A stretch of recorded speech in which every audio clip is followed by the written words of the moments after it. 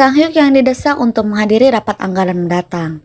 Direktur rumah sakit akan hadir dan Jaewon dengan cepat menunjuknya bahwa dia tidak bisa mengabaikannya sekarang. Bagaimanapun, dia adalah kepala bedah trauma jadi kehadirannya wajib. Meskipun Kang Hyuk sangat ahli dalam hal pasien, dia kurang tertarik dengan birokrasi. Yuri memimpin bersama Jaewon dan mereka bermaksud mengubur Kang Hyuk hidup-hidup dalam suasana formal ini. Jaewon memperingatkan bahwa anggaran mereka bisa saja dipotong lebih jauh dan dia tidak akan bisa bicara sepatah kata pun. Dia juga diingatkan bahwa ini adalah zona perang dan dia harus berhati-hati. Bahkan dalam suasana seperti ini, semua anggota grup bertepuk tangan saat mengumumkan bahwa rumah sakit telah membubuhkan laba yang sangat besar.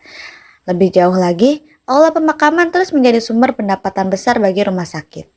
Sebaliknya, departemen yang telah kehilangan uang rumah sakit ditegur, terutama Kang Hyuk karena merugi besar. Namun, ia membalas dengan menyinggung investasi 10 miliar won yang diterima pusat trauma, sehingga mereka kembali untung.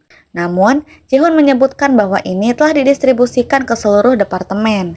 Kang Hyuk diminta untuk segera mengurangi pengeluaran, tetapi yang menertawakan direktur dewan dan direktur rumah sakit dengan menyinggung absurditas menyalahkan semua ini pada departemen mereka ketika dana telah didistribusikan. Namun, itu seperti berbicara dengan dinding bata. Di trauma, Jae-hoon dipanggil untuk menangani kecelakaan lalu lintas yang dianggap sebagai keadaan darurat besar. Sayangnya orang yang dipanggil adalah seseorang yang sangat dikenal Jae-hoon, Ji-young. Dia bukan hanya seorang mahasiswa yang cerdas tetapi juga seperti yang kita ketahui kemudian Putri Han Yurim. Semua pihak harus turun tangan dan mengingat betapa seriusnya masalah ini. Jae-hoon ingin Kang Hyuk ikut bersamanya, Yurim juga menyerang saat dia mengetahuinya. Yuri memohon pada Kang Hyuk untuk menyelamatkan hidupnya dan saat dia panik di luar, Jang Mi terpaksa menenangkannya sementara Jaewon dan Kang Hyuk mencoba melakukan keajaiban mereka di UGD. Syukurlah, Ji-young selamat tetapi Kang Hyuk dapat melihat dengan jelas bahwa anak didiknya itu gugup. Namun dia setuju untuk mengatasinya, sementara Ji-young dilarikan ke ruang operasi. Meskipun waktu sangat penting, Yurim ingin menunggu sampai bagian kardiologi tiba sebelum mereka melanjutkan. Namun, karena dia sangat panik, Kang Hyuk dan Jae-hoon menolaknya dan memulai operasi. Namun itu sangat tidak profesional, terutama saat Yurim masuk ke ruang operasi dan mulai mengoceh. Ada banyak darah, tetapi untungnya geng itu tetap fokus pada tugas mereka sementara Yurim pingsan saat melihat darah.